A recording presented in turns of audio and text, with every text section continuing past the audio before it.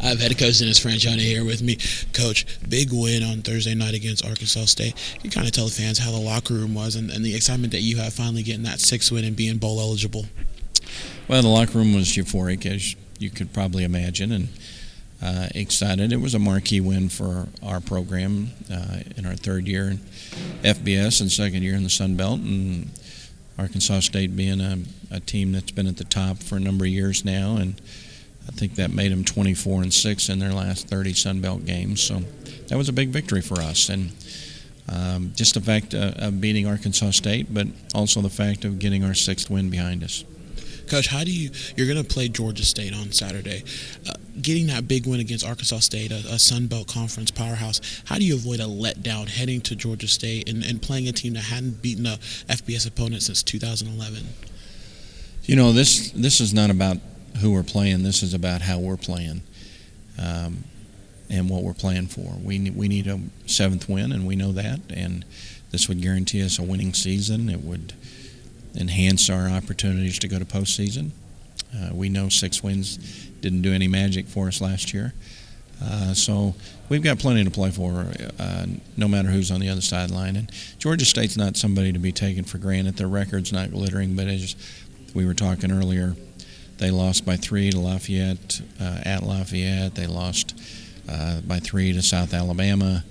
You can put some games out there that they very nearly won that would catch everybody's attention and change your opinion. If you just look at the 1-10, that puts it in perspective of they don't look very good. But when you look at some of the games that they could have very nearly won, you think a little bit differently. And you can just go back to our game last year. It was 10-10 with like 6 or 8 minutes to go in the game, and we managed to separate from them. But we had to fight hard. Coach, before the Arkansas State game, seems like the Bobcat offense was struggling running the ball. Now against Arkansas State, Robert Lowe, 236 yards, 4 touchdowns, both career highs. Do you feel that going in the last game, you finally have the running game going, you finally have rhythm in what you like to do most, and that's run the ball?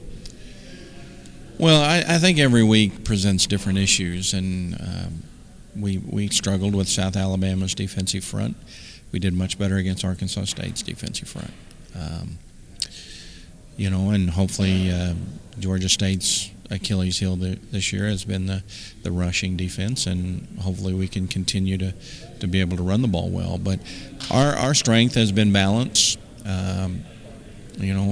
When we can have some form of balance and be able to run the football, we've been pretty tough to stop.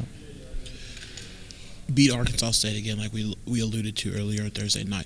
What does that do for you as a coach? What does that do for recruiting? What does that do for the football team as a whole, beating a Sun Belt Conference power like Arkansas State?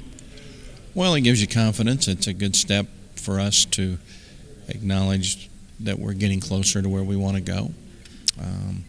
Not willing to say we've arrived or anything like that, but we're getting closer in this process, and that's validation of what we're doing and where we're going. And, if we're going to get to that upper third or whatever it is in the Sun Belt, you got to play those teams and win some, and we did that.